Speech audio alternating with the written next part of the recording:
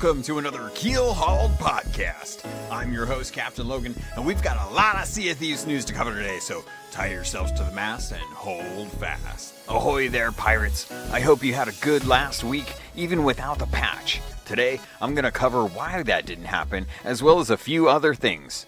So just a heads up, I have a couple challenges going on. One of them is going till the 19th of May, and it's your best day/night photographs of the wilds, the wilds. The pirate who can tweet me their best day and night photos of the same location in the wilds with the hashtag #TheBeautifulWilds, capitalization on the T, B, and W, wins a 5-day Xbox Game Passcode.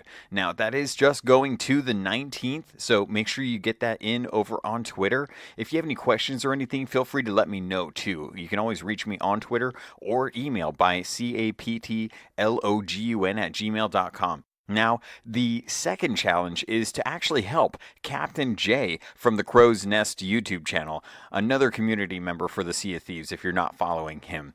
The challenge is open till the end of 2018, and I'm saying this because that's when the codes actually expire for this. And it's simple. Find Armament J somewhere in the game, take a photo of that, and tag myself at Captain, CAPT_LOGUN, and at crowsnest_TCN on Twitter, and you'll win 4 codes. 2 from me and 2 from Captain J for 5 days of Xbox Live. That's almost a full month of Xbox Live for free. And this is just to help Captain J find his name in game, because he knows it's in there, but he hasn't been able to find it, and he wants to kind of know where it's at. So if you've seen those little Easter eggs around in the world and you've been wondering who those people are, those are familiar deckhands as well as community members in the Sea of Thieves that got their names, their tag names in the actual game. So help Captain J, help myself kind of find out where that is, and you'll actually get yourself 20 days worth of Xbox Live for free. All right, next up on today's docket, I'm going to talk a little bit about why we didn't get a patch last week. And a lot of it has to do with PC clients and compatibility. See, they ran into some problems when they were doing their QA testing and found out that there was a problem that they couldn't quite work out with the PC client. So instead of pushing out something for both clients, the Xbox and PC side, that they knew was going to have some problems, they wanted to give themselves another week or so to work on that to make sure that they got it fine. So there is still a possibility that this week during the 14th to the 20th may not actually have a patch coming if they can't quite resolve that. They may push that one feature, whatever it was, out. I do think it was the matchmaking part, but if that doesn't work, then there's still a good chance that we may not get that portion in the patch coming. So we got a developer update for May 20th, 2018, and Joni sat down again to let us know kind of what's going on with the Sea of Thieves team.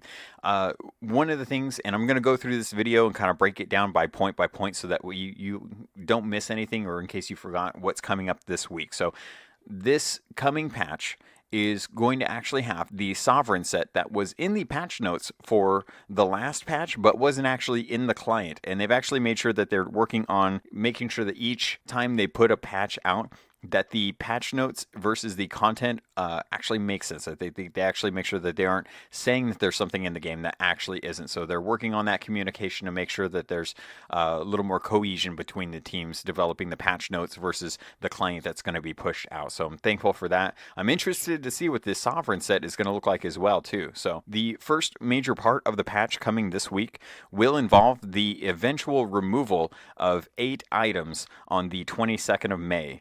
And when we got this news, it was kind of scary because we didn't know what items were actually coming. And then the following day, they went ahead, and thanks to the team for putting out a forum post letting us know exactly which 8 items were going to be removed. And the reason I bring this up is because when these cosmetics came in the last content drop, there was a lot of feedback from people saying that this content wasn't quite up to par with other sets. And what they were saying was basically that they looked too similar to other sets, items that were were already currently in the game. And if you go in and look at these items, which I'll be listing off here in a second, it's true. They're just slight hue changes, maybe different colors on certain items, and they weren't really distinct compared to their original counterparts. So these items are going to be removed from the game. If you buy them, you're still going to retain them after the 22nd, but after the 22nd, you'll no longer be able to purchase these items. So it depends a lot on whether or not these items are something that you like or dislike, but either way, they're going to be taken out. They're going to be brought back as a different item that is a lot more distinct than what is currently in the game. So, quote unquote, after this date, they will no longer be available for purchase, but if you have bought them, they're yours to keep. Additionally, castaway bilge rat weapons and ship liveries will be lowered in price. Anyone who purchased items within this set pre-price adjustment will have the difference reimbursed. We'll also be introducing new, more varied cosmetics to the game within a couple weeks. So I'm going to go ahead and list off what those items are, as well as their relative cost, and then how much it'll basically cost to purchase all of these items. So starting with the figureheads, there were 4 figureheads that were tagged as something that they're going to be removing, and that's the Scurvy Bilge Rat figurehead at 140,000. There's the Castaway Bilge Rat, which is at 140,000. The Grand Admiral figurehead, which is the 70,000, and then the Ruffian Sea Dog figurehead at 70,000. So the subtotal for those 4 items is going to come up to 420,000. So those, if you're looking at the game, are going to be some of the anglerfish, one of the lions, and then one of the skeleton figureheads. So those are going to be removed after the 22nd. The weapons that we're told are 4 weapons, and it's from the same sets. The Scurvy Bilge Rat Cutlass, which is 20k. The Castaway Bilge Rat Cutlass, which is also 20k. The Grand Admiral Cutlass, which is 10k. And then the Ruffian Sea Dog Cutlass, which is at 10k. So, and that's a subtotal for 60k as well. So to be able to buy all of these items, you need to have 480,000 gold. Now, I'm going to urge you, take a look at these items before you rush out and have that fear of missing out on these disappearing and not being able to hand them, because some of those really are very light changes, especially some of the cutlasses. The Scurvy Bilge Rat and the Castaway Bilge Rat are very, very light as far as the changes between the original Bilge Rat Cutlass. So spend your money wisely. It's not going to be a huge thing, but if you're one of those few people that like to have everything in the game, even if it's taken out later on, to be able to show off to older players and say like, hey, I got this when the game was still in its infancy and they're no longer available due to due to player feedback, then you'll be able to do that, but it's going to come to the tune of 480k. So the second major part of this week's patch is managing player slots. And this is something, like I mentioned last week, this is a feature that's been in the works since I think 3 weeks prior to the launch of the game.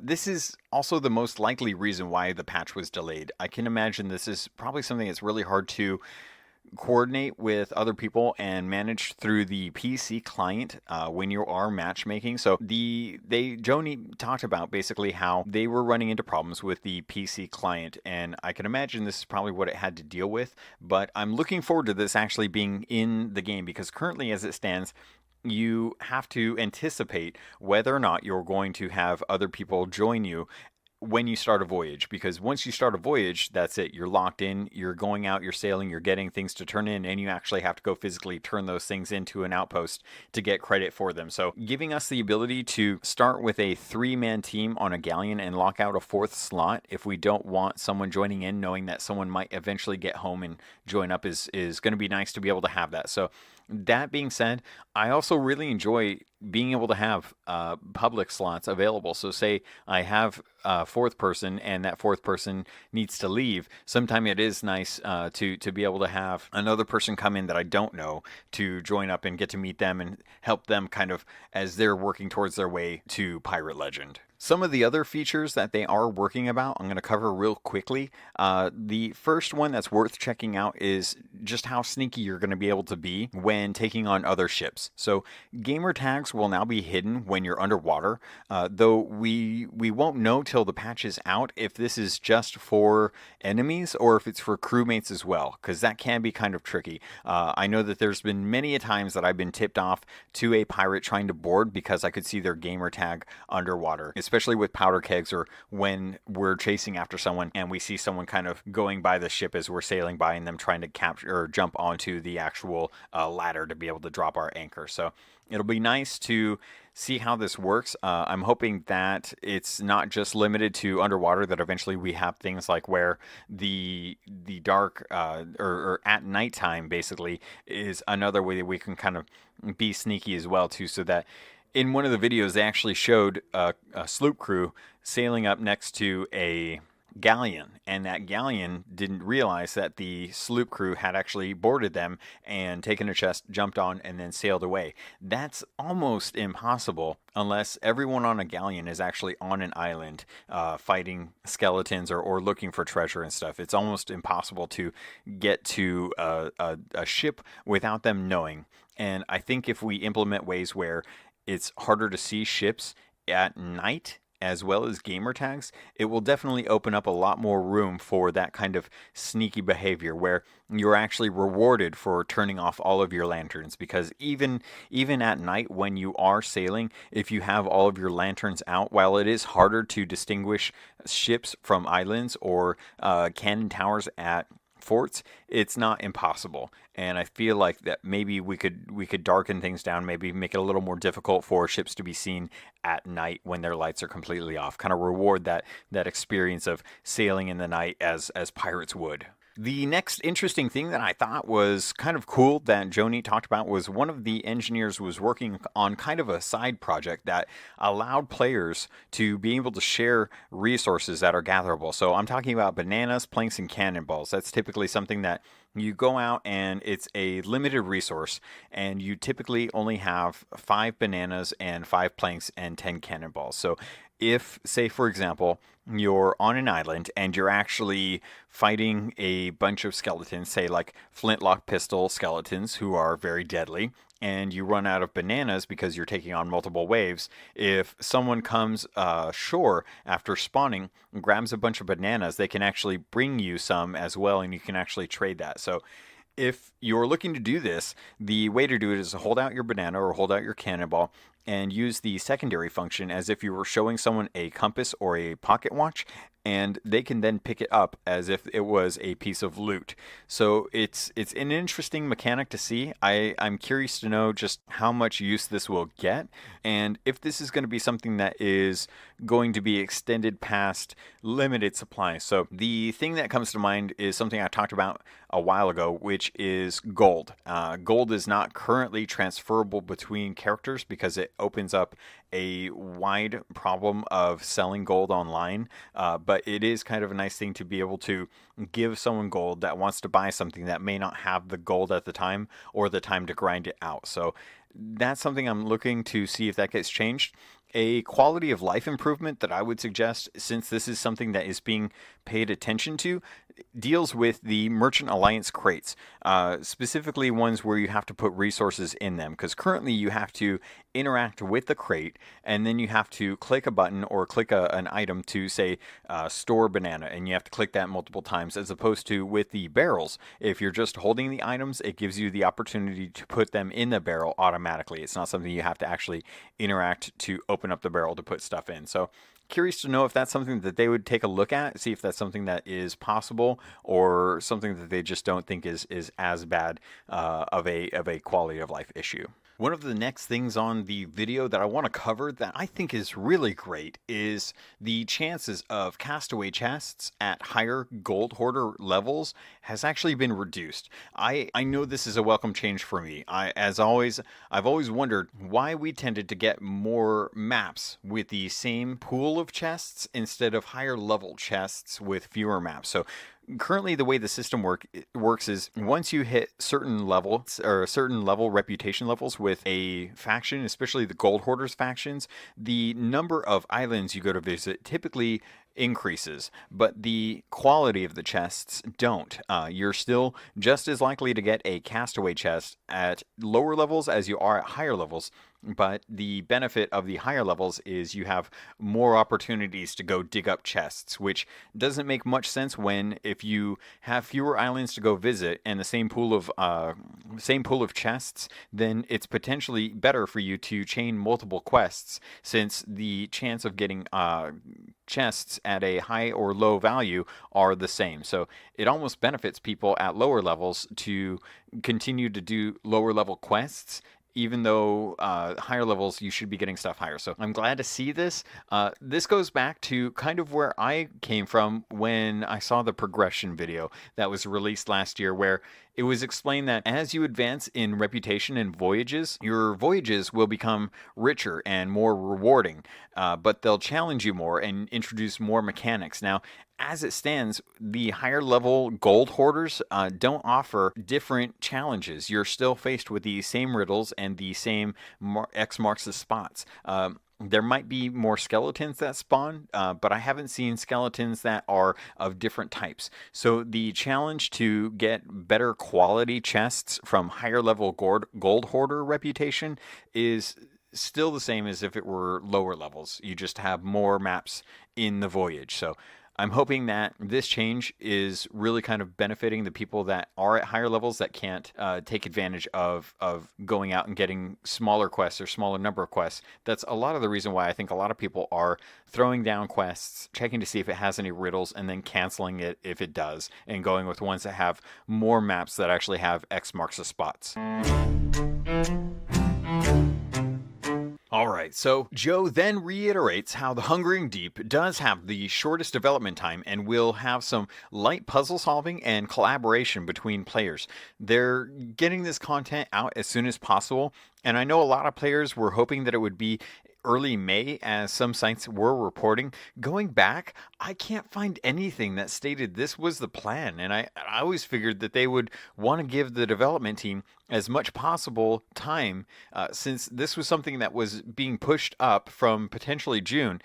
Given that they stated the work that started working on the Hungering Deep right after launch at the end of May is probably where I would expect this to land, especially since it would be about 2 full months of time to work on it. Since this patch is bringing a lot of quality of life changes, don't be surprised if the following week's patch implements the teasers for the Hungering Deep, and the last week of the month we get the Hungering Deep release.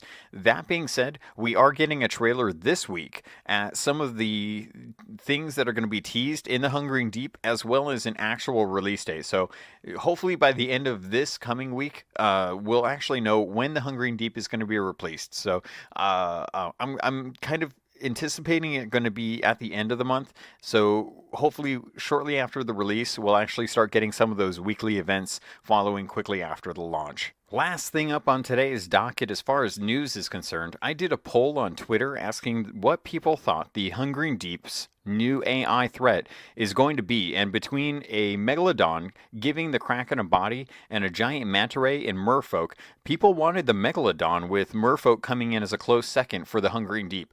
Not many people seem to think that it would be a giant devil ray. Something I'm personally curious to see get implemented, since there's a lot of artwork around on a lot of the islands suggesting that it's actually a thing that people had to deal with. There's also some people that think that the devil ray may be what caused the curse that turned pirates into the mer people that we're seeing nowadays. So it's kind of nice that people are rooting for the Megalodon. I would love to see that as well. I am still kind of thinking that there's a possibility it's going to be a body for the Kraken, though I am hoping more for either like a whale or a manta ray or a sea monster or a Megalodon of some sorts, as opposed to just kind of fighting mer people in the water. So we'll kind of see. They're talking about that light puzzle work. I think that might be something to do with some of the ruins under the water, in some of the caverns where you see like a place where you could potentially put a stone, and there's some archways that are very kind of lost city kind of, I don't even really know how to explain it, but ancient ruins that you see underwater that could potentially open up a new area of the world to us, or give us kind of new quests. So I'm interested to see how that works out. that's going to do it for this episode. But before you click off this episode, I want to thank a couple people who just recently put in some reviews over at Apple Podcasts. So Kate Odd says, love the podcast. Your content is great and you are on a normal schedule, so the content isn't dated. I like hearing ideas and suggestions from our more vocal community members. Keep up the great work and I'll be seeing you on the Sea of Thieves. Grunt03112 also gave me a 5-star review, says, love the podcast, keep up the great job, can't wait to see what's in the future. Grunt, I can't wait to see what's in the future either. I'm looking forward to it. So I'm going to let you guys know too, if you want to have your review read out, I'm going to be going back through all the other podcast reviews in future episodes as well. So if you put one in, I'm going to get to you. Don't forget about that. So if you want to be the next one, go to Apple Podcasts, leave me an honest review with a star rating that you feel is appropriate for the podcast. I welcome all feedback as well too. So if there's something you'd like to see, feel free to jump in the Discord too. I've got a channel in there for feedback. The Discord is great. It's a small, tight-knit group of people that are very welcoming. They've all come from, most of the people have actually come from the podcast. So if you're looking for people that enjoy the podcast, enjoy Sea of Thieves, and love hearing about news as it comes out, click the link in the show notes. Come join us. I would love to talk with more people. A lot of people are still hitting me up on Xbox. My Gamertag is CaptainLogun. You can still hit me up there. Add me as a friend. I'll add you back. And hopefully we get a chance with the private and public cruise. We'll get to sail together. If you want to get a hold of me in other ways, there's always other ways. Twitter's a great one, at CAPT_LOGUN. Don't forget about those contests, as well as the email, CAPTLOGUN@gmail.com. If you're one of the email type of people that like to send in your feedback, I'm more than welcome it, and I will be happy to read it, whether it's good or bad. Doesn't matter to me. I want to make sure that you guys are heard. So thank you very much. I love you, pirates. You pirates are awesome. Thank you for listening. I love talking with you about this game, and I can't wait to see what's coming in the next couple weeks. Look forward to sailing with you on the Sea of Thieves.